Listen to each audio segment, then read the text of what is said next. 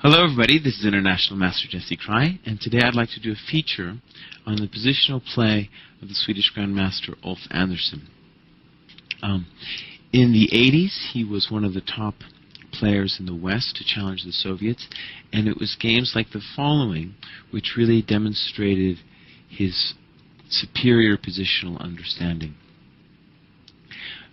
In today's game, he's facing Yehuda Grunfeld. This is not the same Grunfeld that the opening is named after, a different one, but nevertheless, Yehuda was a strong grandmaster, still is, from Israel, and this is from the Olympiad in 1982.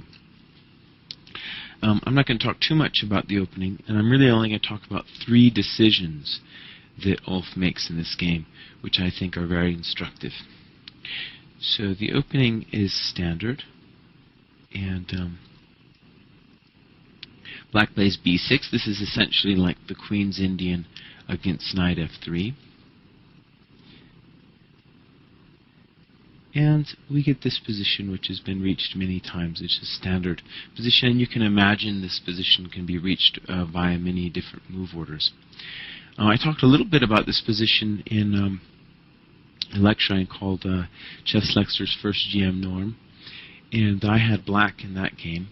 And here, many moves have been tried, but the main two plans are going to be rook e1 followed by e4, which is what Kramnik played for a long time and what was played against me in that game. And then the older move that Ulf plays in this game, d4. Okay, so those 2 moves have to be the main contenders, just in terms of their being the most logical. And black takes, and now we take with the queen. Now the first point is that really the knight taking doesn't do much for us. That just leaves us with a relatively equal position. So we take with the queen. And the first point, just to see really in this position, is that knight c6 isn't that big of a deal. It looks like black is developing with tempo. But if we just go away, the knight on c6 is really blocking his own bishop, and it's not really well placed there. So d6 is the better move for black. And here, I think is the first decision I'd like to talk about, even though we're still in the opening, because the following plan is something that Andersson really developed, and it's very paradoxical and rich. Now, the kind of standard way that you would see players play this position, oftentimes even now, is just to do something like rook d1, e4, b3, and then either put the bishop on b2 or a3. And let's talk about that plan just for a second. So in that plan, white's trying to grab space. But what's interesting about him grabbing space with e4 against this hedgehog setup is that really that pawn on e4, it's not so clear how much that really helps, because it provides a weakness for black to attack. And that always gives black counterplay. And plus, black wants to play d5 at some point. And so when he then does play d5 at the moment of his choosing, then the position will really be opened up, even in a more dramatic fashion, often to white's distaste. And so that's one problem of that plan. The second problem is when you play b3 and you want to put your bishop on either b2 or a3, that bishop on c1, the dark square bishop, it's not so clear how effective it really is. If you put him on b2, he'll be blocked by your own knight, and it's not clear where that knight's going to go. If you put him on a3, perhaps, but it's a very strange square, especially since that d6 pawn is usually so hard to actually assault. So I think when you understand those problems with that plan, we can get a better sense of this next move by Andersson, which is very surprising. He plays bishop g5. In a lot of ways, this looks just like a Patzer move, because, you know, why would we ever want to trade on f6? And what are we going to do with that bishop? But we'll see the first answer to the question we have from the comparison of the other plan, namely that it wasn't clear what we should actually do with that bishop. So what Andersson's first point is, he's going to say, look, I just want to trade it off. I want to trade that guy off as quickly as possible. And let's look. a6 is pretty much a forced move. You're going to have to stop this knight b5 business. And a6 is also consistent with this plan of the hedgehog. And the hedgehog being this structure here. Now let's look at the next move. Bishop takes f6. To me, this is just a shocking move, because after bishop takes f6, it looks like we've just helped black's bishop on f6 attain a huge diagonal. And not only that, but it's kind of curious is that normally when we have more space like white does here, we generally don't want to trade. We want to keep black bottled up, and the more pieces we exchange, the easier it is for black going to be for black to move around in his limited space. So that's already two reasons why taking on f6 seems very strange. Now let's take a look at how this progresses. Queen f4, so the queen goes away and eyes the pawn. Now the first point, I guess, to see is that taking the knight on c3 isn't that hot, because now we get two files attacking these squares, which now don't have a dark square bishop to protect them. And that position is very bad for black, and I think Lubojevic played that against Kramnik in a rapid game and lost fairly quickly. So that's not going to work. So black castles. Rook a d1 is played in this game. In other games, actually, rook fd1 is played. It's kind of the same. Bishop e7 and knight e4. And now we're beginning to see kind of the point. Black is going to have to trade off his nice bishop on b7. Bishop takes, queen takes, rook a7. Now, let's take stock of this position. This is the position, really, that Andersson had aimed for when he played bishop g5. And it's a very interesting position. And what I've done is, in the PGN, I've attached, I think, 5 of his other wins from positions similar to this. And they give a good understanding of this kind of position. And what's interesting is, beyond it just being an opening theory position, it's an interesting position to think about, because it's, even though it looks standard, it's very unstandard in many ways. So the first thing to observe is that we have opposite color bishops.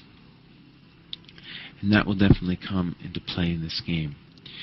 Opposite color bishops we've talked about in other lectures, but simply have the characteristic that white will now own the light squares and black will own the dark squares.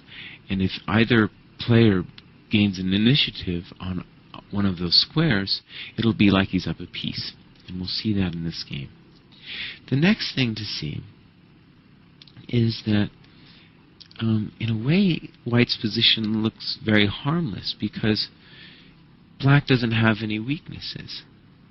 And so that's why this position seems so weird, that white would want this position, because it seems like there's nothing that white could ever actually do to black. And that's one of the nice things about this position, because Andersson's basically saying, I don't actually have to do anything better, I just have to have a qualitatively better position. And I think what he sees here is that his queen is better placed at the moment, and now in the next move he puts his knight here, so his knight's going to be better than its counterpart on b8.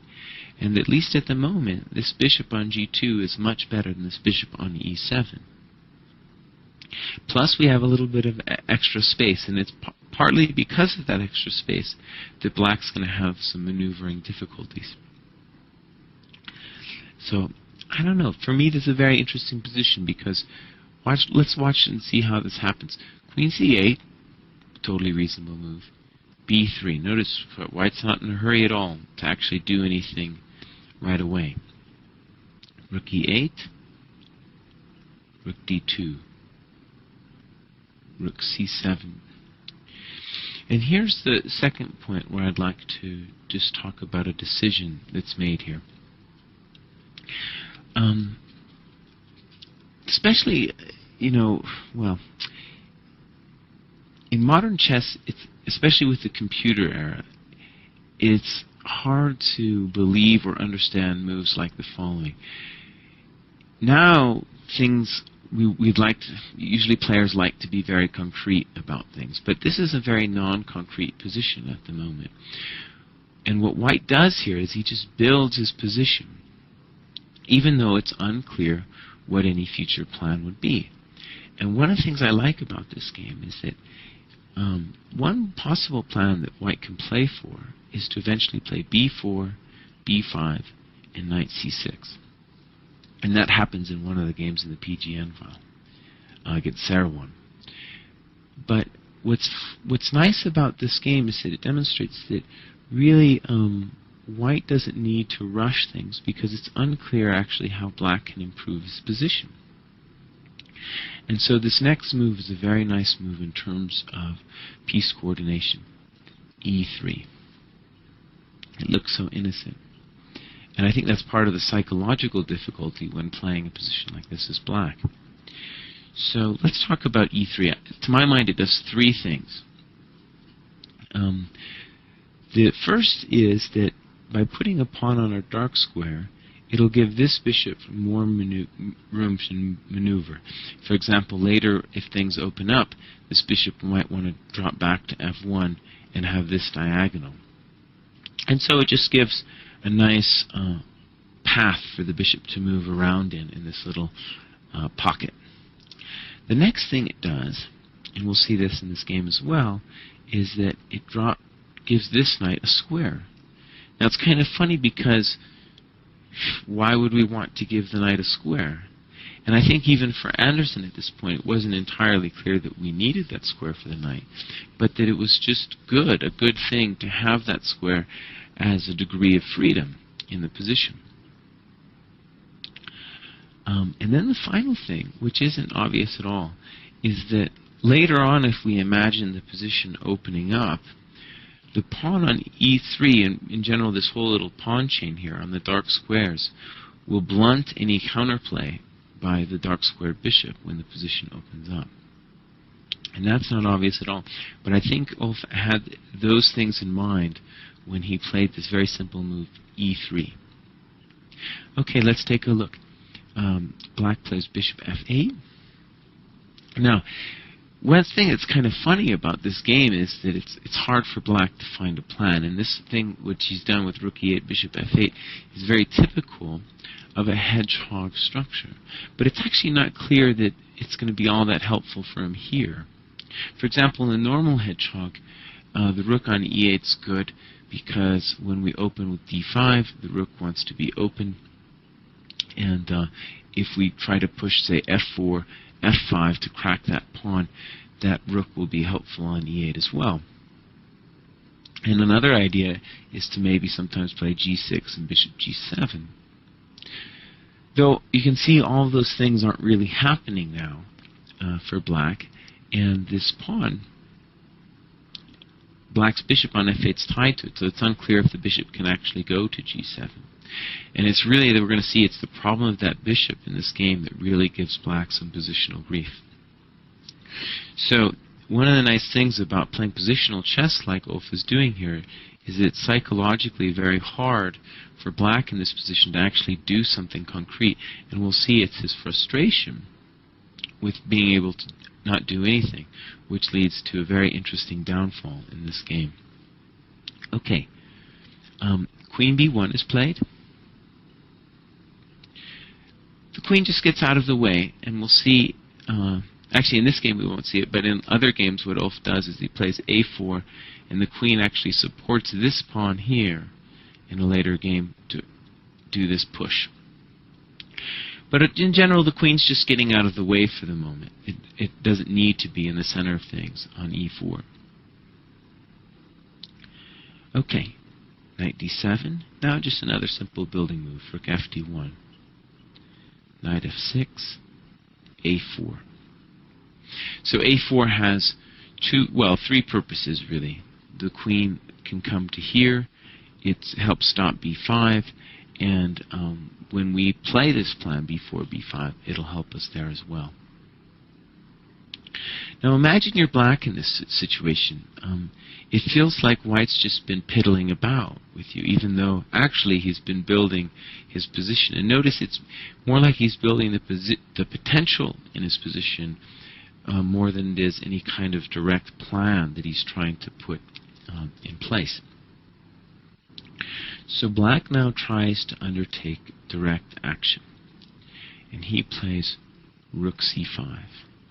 Okay, so the point is going to be that he's going to threaten d5, and if the pawn takes, then we can take back with the knight, and our pawns won't be doubled, and we'll have freed our position. And typically in the hedgehog, this is the kind of thing you'd like to do. Okay, and it's at this point that I think Ulf not only makes a good move, but it has a very interesting positional trap involved in it. A trap which I checked, even though I didn't really, this isn't the kind of game the computer's that helpful with, I checked to see if the computer would fall into the trap, and the computer fell into the trap as well, which is heartening for humanity. Okay, so let's talk about this next decision. Ulf plays rook c2. Now, before we talk about the trap, let's just see, the first point is going to be if you break now, pawn takes, knight takes, bishop takes, and you're going to have to get an isolated pawn here. And this is the type of position that Ulf's just masterful at. And there's another game in the PGN file that gets a position like this, and he eventually reroutes the knight and wins the endgame with a very nice technique. So, but that's the first thing that rook c2 is doing. The next thing it's doing is it's preparing potentially to play b4. For example, let's say you play a building move like g6. Now we'll play b4. And the point is, you can't really take because your queen gets trapped. I guess e3 had the further point that we protected the knight. Okay. So, we're preparing b4, and we're stopping d5. And it's here that black does something very sensible, well, very natural from a psychological point of view. He wants to break out. And he plays e5. And I'm pretty sure Ulf had anticipated this when he played rook c2. The point is now, when the knight goes somewhere, wherever it goes, we're going to play, let's say it goes to f3, b5, and now this pawn on c4 is pinned, and we're giving white all kinds of grief like this. So, it seems like black is helping his position. But I have a feeling the way Ulf thought about this was he said, okay, rook c2, you know, is first we're stopping d5, right?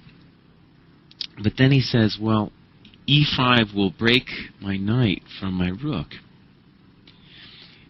Now, a lot of people, I think, would stop there and discard rook c2 as an option. But I think what happened here was that he saw e5 and realized that e5 in itself creates horrendous positional difficulties for black. In particular, it puts all the pawns now on the dark squares and therefore just embalms the bishop on f8. So I think he thought then about this move e5 and realized that that move actually creates more problems than it solves, even though b5 seems to give white all kinds of grief after the knight moves.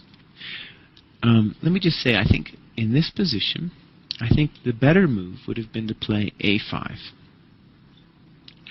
And the thing with a5 is that then b4 is obviously off the table, and then say rook cd2, then black can play for this business.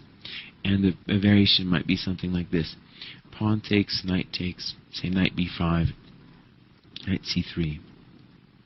And here black has much better chances to survive. Though even here, after a move like rook d7, it's clear that white's the one on top. In particular now, we can see this bishop coming here. Note that e3 move. Not only does it help that bishop to come there, but it also completely blunts the counterplay of this bishop on this diagonal. So these moves, e3, notice that they're very flexible. They help in more than one situation. And we'll go back and we'll look at the game and we'll see how e3 helps in the game as well.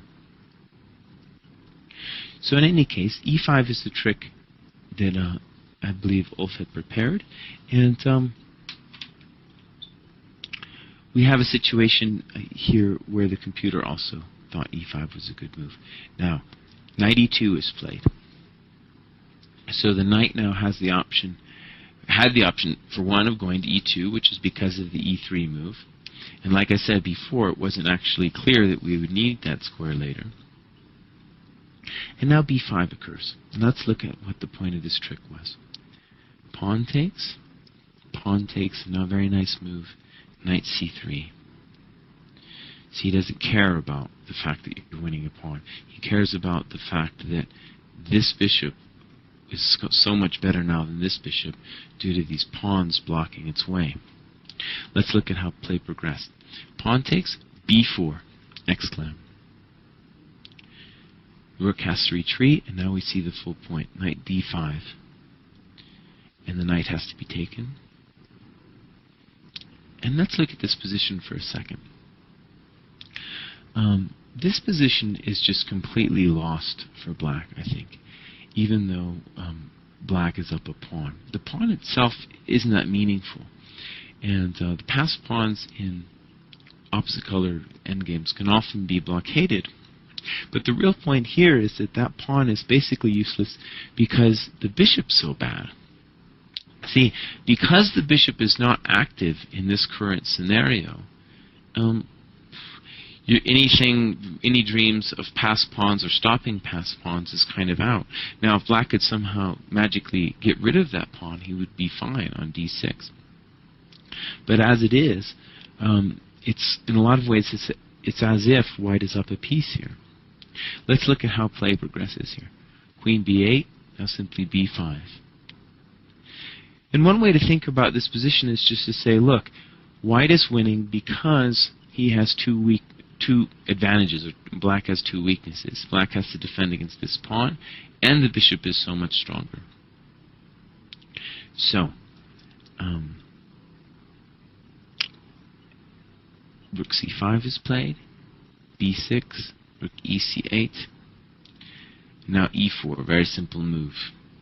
Really, I think there's other moves that white can play, but e4 just demonstrates to black that there's not all that much he can do here. g6 is played, queen b4, and black offers to give up the exchange. Clearly now he realizes that the position's very bad. But Ulf's not interested, even though I think taking would probably be a winning position. Rook b1. We're not interested in the exchange. Rook c8, queen a4. And this is just a miserable position for black. White is threatening queen d7, queen a7, and those things really can't be stopped. Then we'll be threatening this pawn. But even worse for black is notice the coordination between this bishop and this pawn. They cover all the squares around the black queen and essentially are going to help that pawn promote. So in this position, Grunfeld actually resigned. And it's always one of my favorite resignations when someone resigns when they're actually material ahead, because it usually demonstrates some kind of positional mastery here, which was definitely the case here. So I hope you enjoyed this game, and if you're interested in other games like this by Ulf from the same position, they're in the PGN file. I'll see you next time. Bye-bye.